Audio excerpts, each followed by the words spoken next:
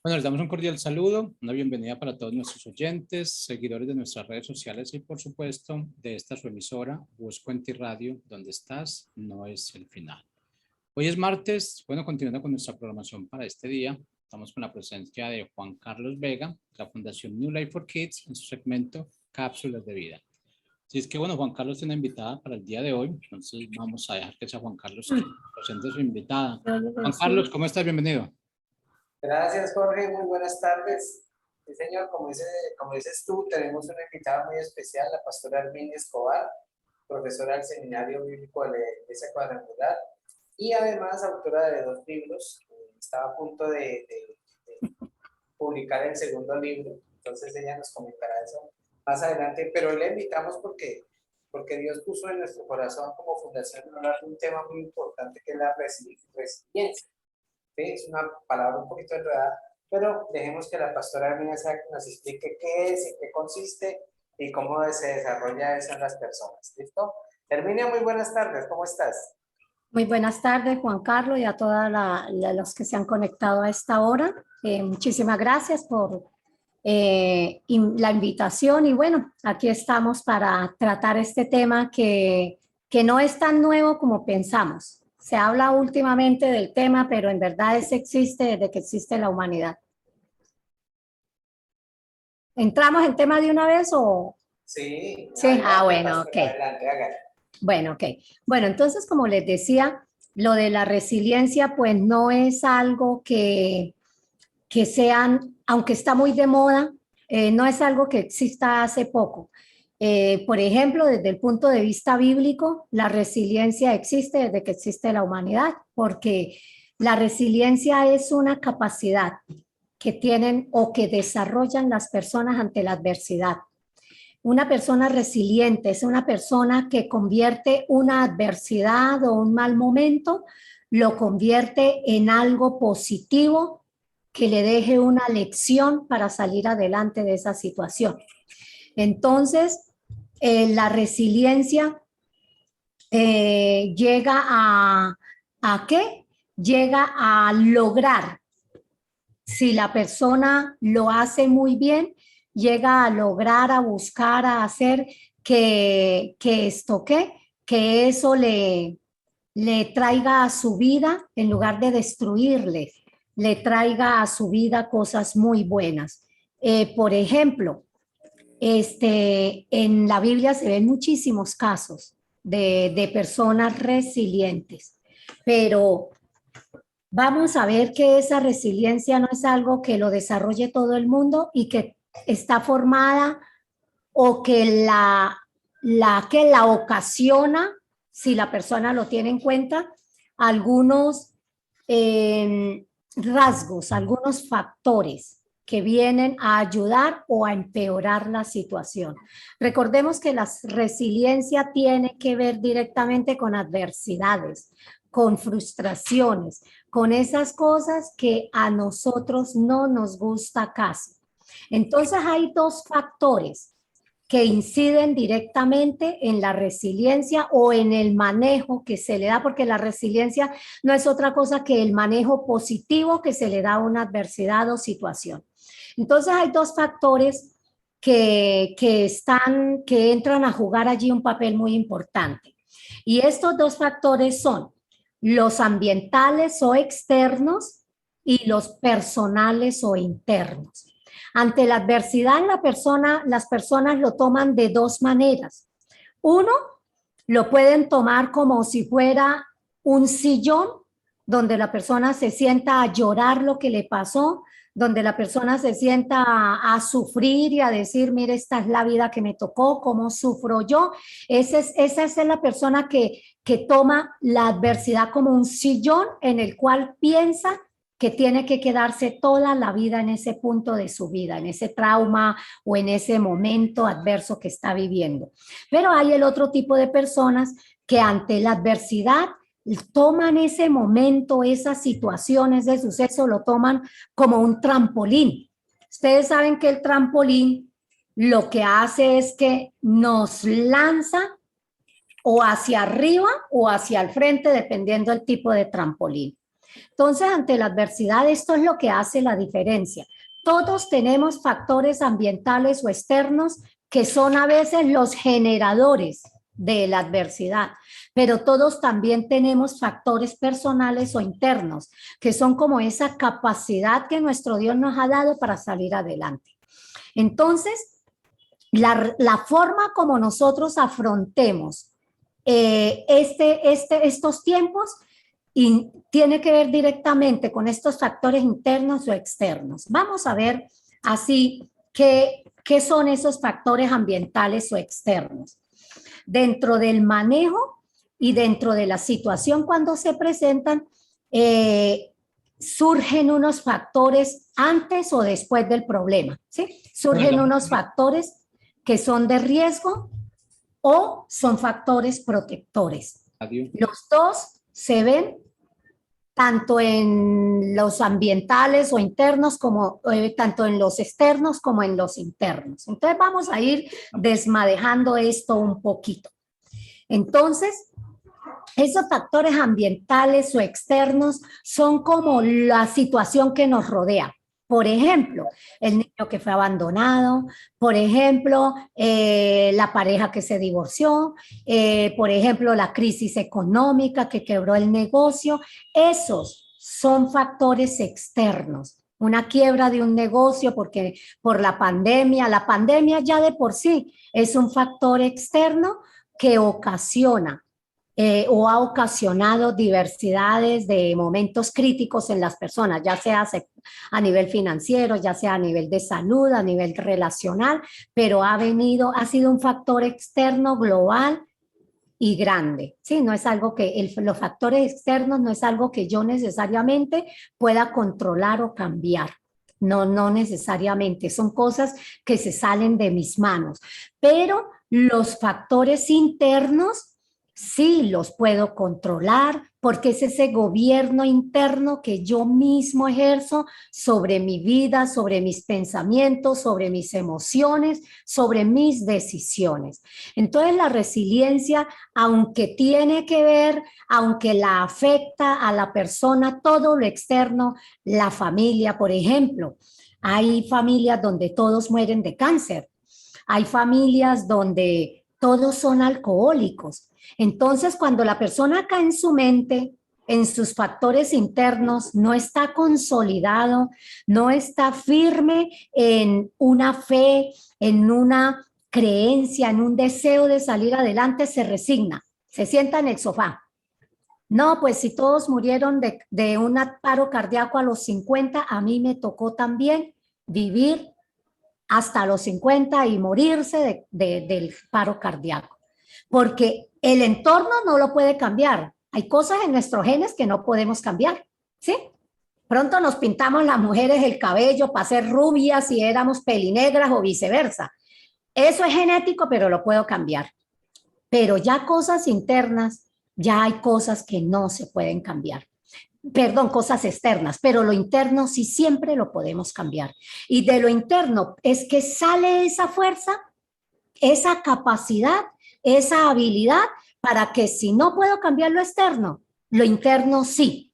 Lo interno sí, yo lo pueda controlar, lo pueda manejar, darle un buen manejo y eso nos ayude a salir adelante de la situación. Entonces, estos factores internos y externos están a su vez como rodeados de algo que se llama factores de riesgo o factores protectores. ¿Qué es esto? Ahorita al final voy a poner unos ejemplos bíblicos que es como nuestro caso, ¿cierto? Para ver que eso viene desde la antigüedad. Eso no es solo de ahorita por pandemia o no solo del siglo XX y XXI. Eso viene desde la antigüedad. Entonces, ¿qué sucede? Que, por ejemplo, ¿qué son los factores de riesgo? Son esas condiciones, son esas conductas, son esos estilos de vida, esas situaciones que ponen en riesgo, por ejemplo, la salud, que ponen en riesgo las emociones, que ponen en riesgo las relaciones o las finanzas, cualquiera que sea la situación. Entonces, esos factores de riesgo, por ejemplo, una conducta, por ejemplo, Consultan mucho que cómo hago, que mi hijo se metió en las drogas, que mi hijo está en esto, está en aquella situación.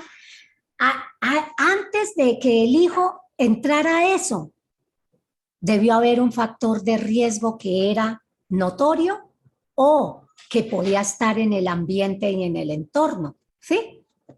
Por ejemplo, una conducta. La conducta se puede convertir en un factor de riesgo. Por ejemplo, cuando se vive con una persona que tiende a ser depresiva, con una persona que tiende a ser fatalista, con una persona que su conducta es hacia los vicios, por ejemplo. Eso ya se convierte, esa conducta de esa persona se convierte en un factor de riesgo, que si se trata a tiempo, se pueden solucionar muchísimas cosas. Y ahí es donde entran los factores protectores. ¿Qué son los factores protectores?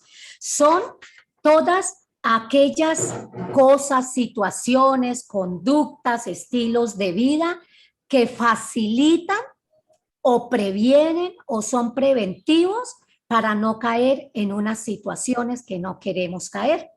Por ejemplo, ¿qué es un factor protector? Un factor protector es, por ejemplo, desde niños, enseñarle a nuestros nenes, nadie te puede tocar tu colita, ¿sí?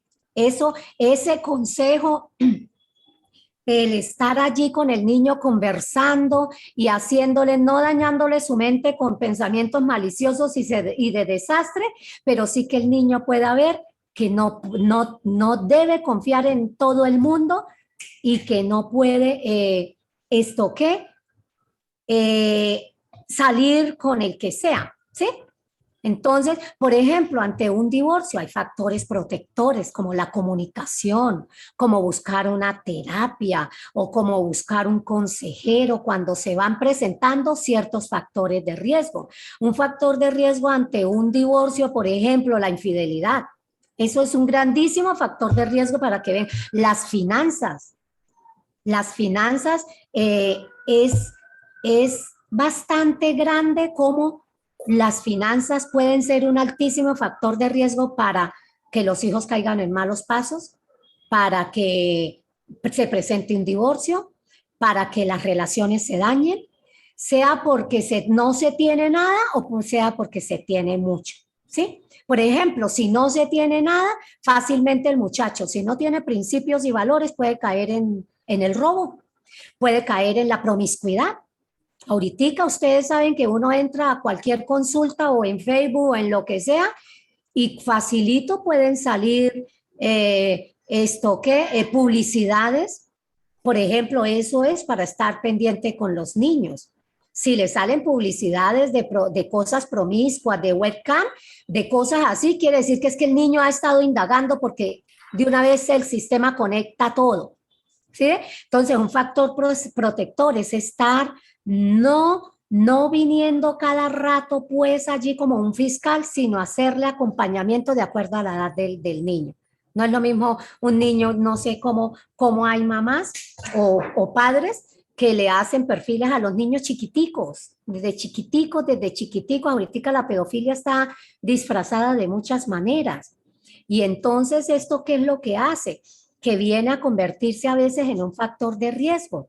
Entonces, los factores protectores son la buena comunicación en la casa, son el tener varias fuentes de ingresos, son que el señor y la señora se cuiden de conversaciones demasiado íntimas con personas que les atraen o personas del sexo opuesto.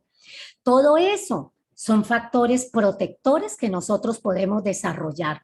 Hay personas que dicen, si no está roto, todo está bien. Y esa frase no es tan sabia. El hecho de que algo no se haya roto no quiere decir que no necesite una revisión. Conozco cantidad de personas que de un día para otro les salió un cáncer. De un día para otro tuvieron un paro cardíaco y no se sabía, pero si es que era tan saludable, se veía tan bien. Pues sí, pero es que jamás se hicieron un examen médico. que porque como no les dolía nada y no estaban enfermos, porque acá en Latinoamérica se tiene en la mente la creencia de que yo voy al médico o voy a revisarme los dientes o voy a llevar al carro, antes a veces se maneja mejor el carro que la salud, ¿no? Porque el carro se lleva a revisión tecnomecánica, así no tenga nada, toca llevarlo, pero al cuerpo, a nuestra mente, no hacemos cosas así. Entonces, todo esto, los factores protectores son todas esas acciones preventivas que nosotros hacemos. No esperar a que el muchacho cayó en las drogas, no esperar a que la niña se volvió promiscua, no esperar a que el negocio se quiebre, no esperar a que haya el acta de divorcio ya acá para tomar decisiones, no esperar a que el cuerpo esté ya en las últimas para tomar un descansito, tomar vitaminas o hacer algo al respecto. Entonces, como podemos ver, la resiliencia sí debe reunir otros factores, los internos. Hemos hablado mucho de cosas externas, ¿cierto? Pero los internos tienen que ver mucho con la forma como yo veo la vida, la forma como tú ves la vida, la forma como enfrentas la frustración. Por ejemplo, ante la pregunta ¿qué cosas te frustran? ¿Será que nosotros sabemos qué cosas me frustran? ¿Tenemos ya detectado qué es lo que me frustra? Cuando tenemos unos arranques todos locos, nos detenemos a pensar, oiga, ¿yo por qué actué así? ¿Yo por qué reaccioné de esa manera si no es mi personalidad ni soy así? No, muchas veces se hace es que se agranda mucho más el problema, pero es mejor, yo siempre he dicho que tanto en salud como en todo es mejor lo preventivo que lo correctivo, porque lo preventivo me evita males, lo correctivo no siempre corrige males. Lo correctivo a veces son pañitos de agua tibia sobre algo que se pudo prevenir antes.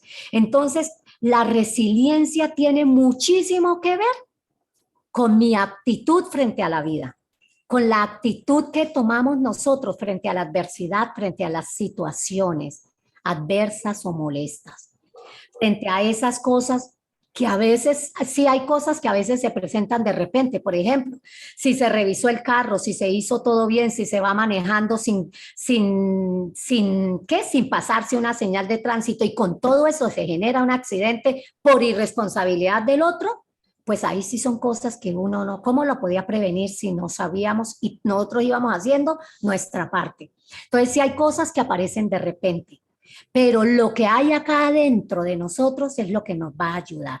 Por ejemplo, vamos a ver, para ahondar un poquito en esto de los factores internos o personales, cómo pueden llegar a ayudarnos a hacerle frente a una adversidad. Vamos a ver algunos ejemplos.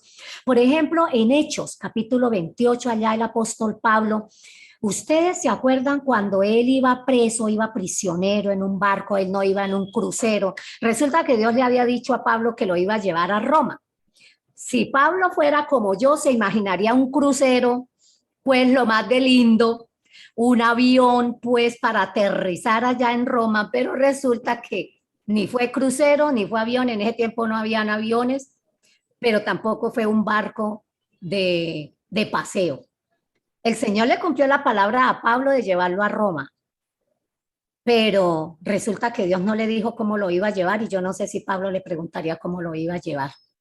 El asunto fue que se embarca, Pedro no, Pablo. El asunto es que se embarca Pablo allí en esa nave que si vamos a ver los factores externos, recuerden que estoy en el contexto de una fuerte tormenta que les ocasionó un naufragio. Sí, ese es el contexto. Vino un naufragio en un momento de Pablo. Vamos a ver, y él allí fue un hombre de todos los 200 y pico de personas que iban, él fue el resiliente que se levantó a poner como orden allí en las cosas. Por ejemplo, Pablo, ¿qué hizo? Él sabía que habían unos factores externos, como fue que iba con grillos y cadenas. Eso es un factor externo de él no podía soltarse de eso. Iba en un barco lleno de prisioneros, los marineros, ellos no contaban con que los marineros al ver que iban a naufragar, porque ellos eran los expertos en navegación, pero ellos iban a abandonar la nave y los iban a dejar ahí solos en el barco a que se hundiera. Fue que Pablo se dio cuenta. Cuando zarparon, no sabían que se iban a encontrar con una enorme tempestad. O sea, hubo muchos factores ambientales externos que provocaron esta situación. Pero esos factores de riesgo que había vinieron a ponerse frente a frente a los factores a los factores internos de Pablo, a los factores personales de él, que hicieron que él fuera un hombre muy resiliente ante esa tempestad. ¿Qué factores internos tenía Pablo?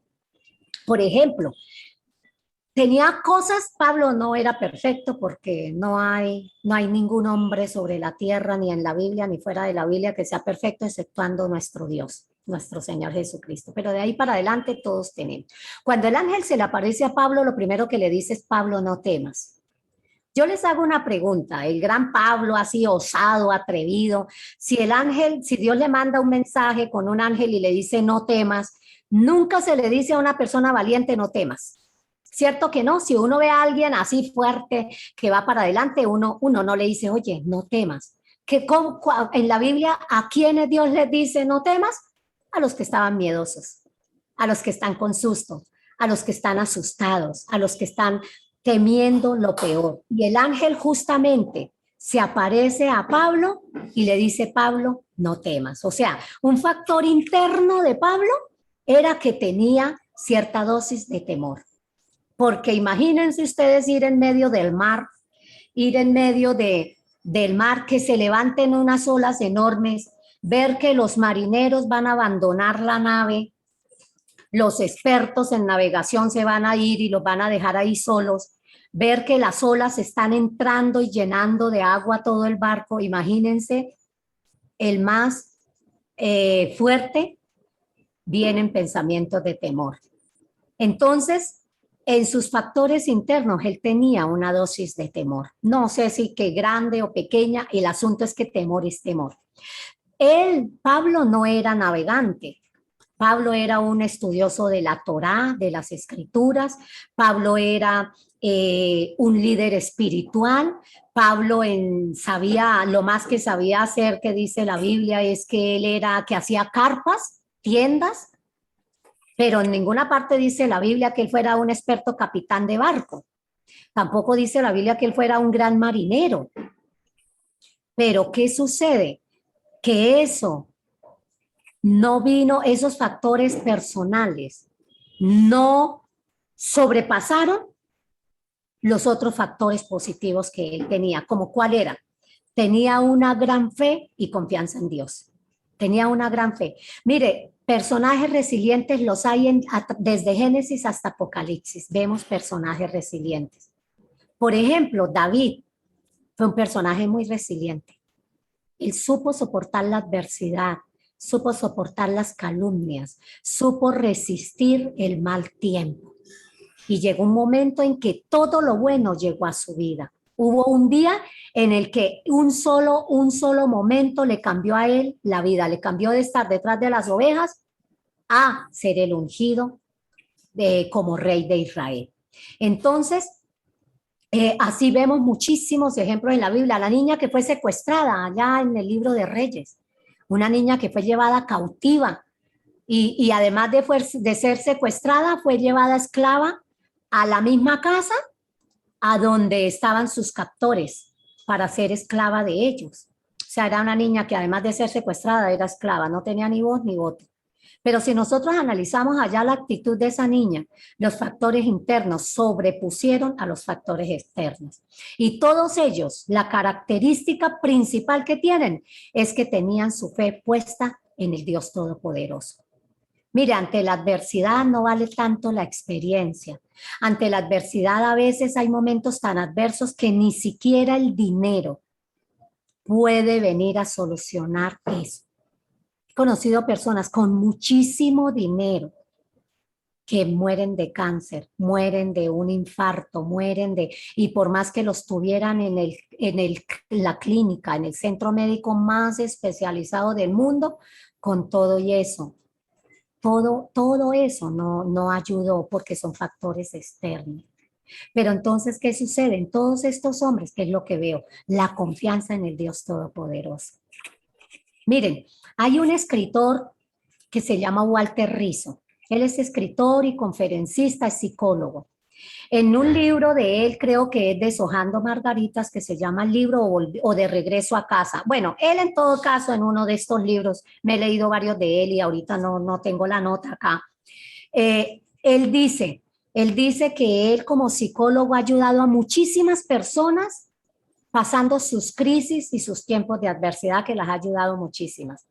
Y que él se encontró frente a dos, o sea, que de todos esos casos de adversidades se encontró frente a dos grupos de personas. Y él allí en su libro hace un estudio. Dice, los que tenían una vida espiritual activa, los que estaban conectados a nivel espiritual con el Dios Todopoderoso y los que no lo estaban.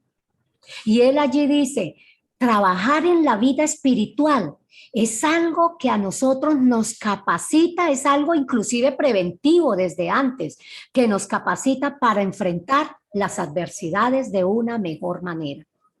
Porque la fe y la confianza en saber que hay alguien por encima de esa adversidad y de esa dificultad, esa fe y esa confianza le da a uno fuerzas internas, así lo externo todavía no esté solucionado. Y esas fuerzas internas traen esperanza y confianza en la persona y la persona se la transmite a los que están alrededor. Porque nosotros creamos ambientes espirituales de desastre y de problemas o de fe y de capacidad para salir adelante. Entonces todos ellos, al igual que Pablo, tenían esas características y es que tenían una fe inquebrantable en Dios. Otra cosa que tenía Pablo es que él era un hombre lleno de mucha sabiduría. Cuando se presentaron los problemas, mire que a veces ante los problemas ni siquiera la experiencia sirve a veces, porque él iba con el capitán de la nave, del barco, él iba con marineros, él iba con soldados armados. O sea, iba con gente que estaba sin cadenas y sin grillos, con gente que tenía conocimiento de las tormentas, de los barcos, de las tempestades, de los naufragios, o sea, que conocían todo muy bien, mucho más que él. Pero él tenía algo que los demás no tenían y era sabiduría. En la epístola, en la carta de Santiago, él nos dice, si alguno tiene falta de sabiduría, pídala a Dios. La sabiduría es algo más que inteligencia, porque la inteligencia es intelectual, es de la mente, del intelecto, pero la sabiduría es divina. La sabiduría es algo que Dios da para tomar decisiones en momentos conflictivos. La inteligencia a veces puede saber, pues, la teoría de la relatividad, pero en un momento en que tu familiar está en una enfermedad terminal, en un momento en que las deudas están ahogando, eso pasa a un segundo plano. Todo ese conocimiento intelectual que se tiene. ¿Por qué? Porque la sabiduría va al espíritu y desde allí se toman las decisiones de una forma más sabia. Entonces, Pablo era alguien que tenía una sabiduría, por ejemplo, llega y les dice, vengan, el sentido común, la sabiduría se mueve a través del sentido común, que es el menos común de los sentidos. No todo el mundo tiene un buen sentido común desarrollado, porque la sabiduría da sentido común. Cuando te encuentres con una persona con mucho sentido común, esa persona tiene sabiduría ¿para qué? Para enfrentar la vida. Entonces, ¿qué pasa? Que él no lo dijeron los marineros, no lo dijo el capitán, ni lo dijeron los soldados. Lo dijo fue él. Dijo, ¿saben qué? A mí el sentido común me dice que si el agua se está metiendo por acá arriba y llevamos un montón de peso en el barco, facilito nos vamos a hundir y con el aire y la tempestad nos vamos a hundir. Entonces, ¿qué le dijo el sentido común a él? La sabiduría. ¿Qué le dijo? Él llega y aconseja y dice, ¿saben qué? Aligeremos el barco, botemos un poco de cosas que no necesitamos ahorita, la ropa, las armas, qué sé yo, botemos lo más pesado, echémoslo al mar para que no se hunda el barco. Entonces, miren, la resiliencia actúa y se desarrolla muchísimo en personas que desarrollan su sentido común. Si no lo tienes, allá Santiago dice, no te preocupes, no tienes sabiduría para tomar decisiones, no sabes qué hacer en ese momento que estás pasando, entonces Santiago dice, no te preocupes, pídele a Dios sabiduría que Él la da sin reproches, o sea, no te va a echar en cara, y la da con abundancia. Entonces, al tener esa abundancia de sabiduría, nosotros podemos tomar decisiones. Otra cosa ante la resiliencia, ante la adversidad para desarrollar resiliencia. A veces los problemas vienen de meses o inclusive de años. Y llega un momento en que hubo la explosión, ¿cierto? Por ejemplo, en la salud la persona no se cuidaba nunca, solo comida chatarra, no hacía ejercicio, bueno, cantidad de cosas. Yo siempre le digo a las personas, mira, no trates de solucionar toda una vida en una semana, ¿sí? No trates de solucionar porque ¿qué pasa ante la adversidad? La persona se llena de angustia. No sé qué hacer y ahora qué hago y mira las deudas y mira este problema. No tratemos, pongamos el problema como una torta. Si uno va a repartir una torta en una fiesta, uno no puede pasar el montón de torta y ahí cojan el que quiera porque van a ver los que comen más y los que comen menos. Se va a deformar, se va a hacer allí una cosa toda fea y se daña la fiesta. ¿Qué es lo que hacemos con las tortas? Las partimos por pedacitos, por porciones. Entonces, que tantas personas esta torta alcanza para este grupo de personas. ¿Y por qué alcanza y por qué todo el mundo queda contento? Porque las separamos en porciones. Los problemas hay que separarlos en porciones de meses, en porciones de semanas, en porciones de días, inclusive en el día, sepáralo mañana, tarde y noche. Hay veces que los problemas son tan grandes que de verdad tiene uno que porcionarlos en cosas chiquitas.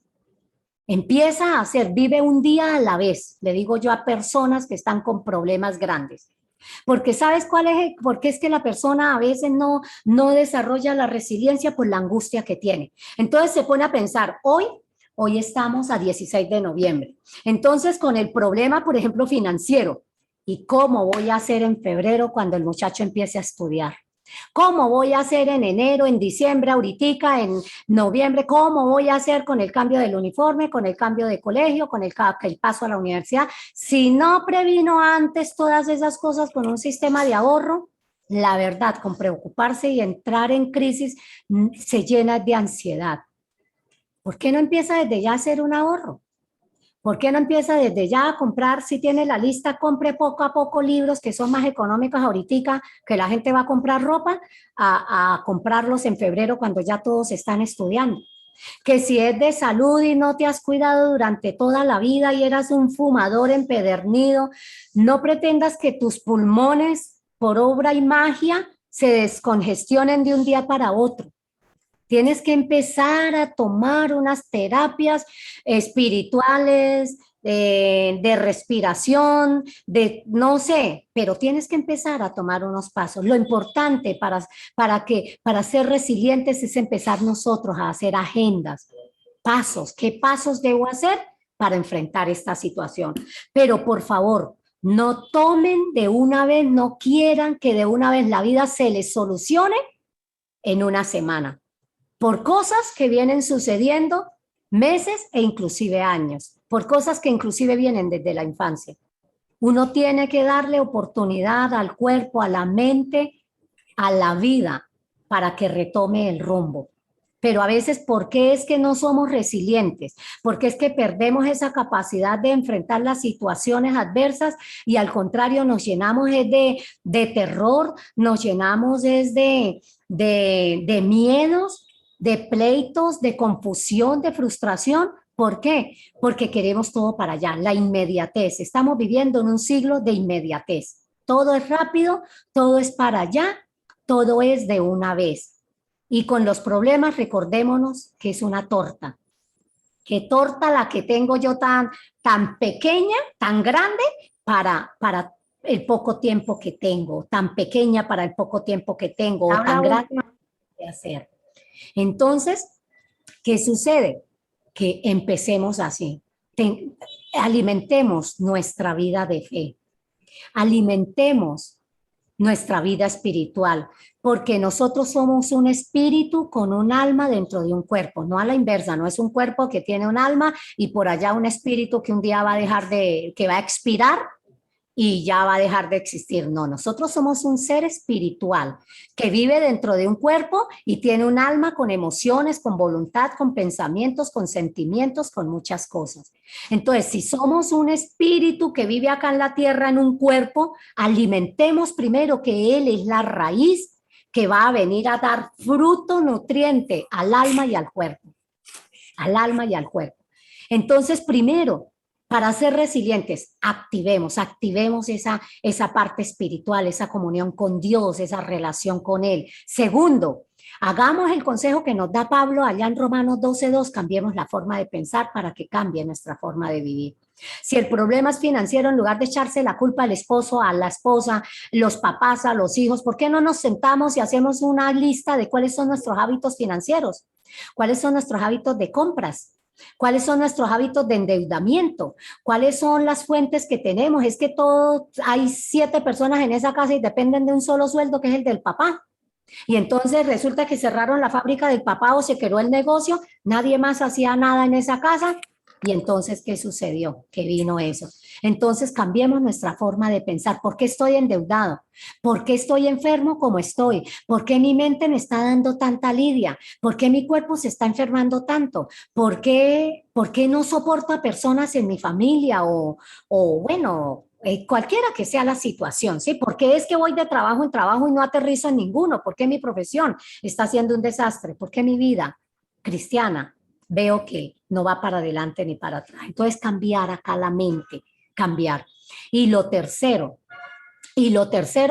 partamos esa torta en porciones. No querramos solucionar. Jesús dijo, cada día tiene su propio afán. Mire que ese es un principio que está desde que Jesús lo dijo, cada día tiene su propio afán.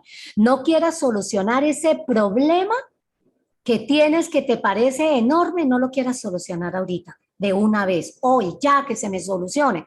Todos queremos las cosas ya. Yo quisiera ya ahorita tener muchas cosas que quiero tener, pero resulta que algunas se toman tiempo. Entonces, toma la torta de ese problema y empieza a porcionarla. Porciónala por el día de hoy. Bueno, ya hoy se acabó. Por mañana, porciónala. ¿Qué puedo solucionar de esta torta mañana?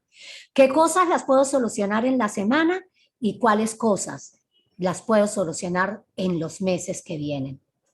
Y nosotros así vamos dando esos pasos. ¿Y sabe qué se va desarrollando en nosotros? Una personalidad resiliente, una personalidad que desarrolla habilidades para enfrentar la adversidad, que desarrolla capacidades para hacerle frente a lo que sea. Después de que nosotros superemos un problema, una adversidad, les aseguro que, mire, así como dicen los niños, si ve este músculo, le dicen a uno el niño chiquito solo porque tiene ahí, nos volvemos fuertes, nos volvemos que decimos, ahora sí, ya pa'lante porque ya esto me quedó pequeñito y ahora después enfrentar otra situación si se llega a presentar. Pero la idea de la resiliencia y la idea de Dios frente a las pruebas y los problemas es que nosotros salgamos de esa situación más fuertes, con más fe, con mejor forma de pensamiento. En resumen, mejores personas de lo que estábamos antes de ese problema. Entonces, les dejo acá esta reflexión y bueno, ahí sigue Juan Carlos con el programa. Gracias, Herminia, muy amable. De verdad que me hiciste acordar un caso muy cercano a mí, donde asesinaron a un oficial de la policía y la mamá hizo lo que tú enseñabas, se sentó en el sillón a llorar, a mascullar porque había matado a su hijo, no sé qué, y después de 2 años desarrolló un cáncer en el estómago y ella murió. La esposa que quedó con 2 hijos pequeños, ella tomó eso como un trampolín, sacó sus 2 hijos pequeñitos adelante, hizo algunos negocios, vendió el apartamento que habían comprado con su esposo fallecido y lo invirtió en la educación de sus hijos ahorita son profesionales y ella escribió ya un libro que se llama Cómo superar la pérdida de un ser querido, creo que se llama así el libro. Entonces, vemos como las 2 caras de la moneda ante una dificultad. Entonces, muchísimas gracias, Herminia, de verdad que siempre nos dejas con un sabor de boca muy dulce, queriendo más. Sabemos que el tiempo es Gracias. muy cortico, esto es como en televisión, el tiempo es oro, pero de verdad que quedamos así como para otro próximo programa. Entonces, Ah, muchísimas bueno. gracias, que Dios te bendiga por tu sabiduría y conocimiento, sabiduría, inteligencia y conocimiento. Entonces, Uy, gracias. despídete de la Ok. audiencia. Bueno, un abrazo para todos. Espero que esta reflexión les mueva a partir la torta de la situación de una manera más sabia, sabiendo que Dios dijo una frase muy hermosa y es, no te dejaré ni te desampararé hasta que haya hecho todo aquello que he dicho sobre ti. Dijo que Él no nos dejaría, Jesús dijo, estaré con ustedes todos los días hasta el fin del mundo. Entonces, Amén, me ánimo, parece. que con Dios Sí. siempre hay esperanza y hay una manera de salir adelante. Un Amén. abrazo para todos. ¿Cómo se nota que es predicadora la pastora Herminia? Muchas gracias. Bueno, Muchas ok. gracias por todo, Jorito. Muchas gracias. Quedamos atentos y muchas gracias por abrirnos el espacio en tu programa. Y bendiciones. Nos vemos la próxima semana.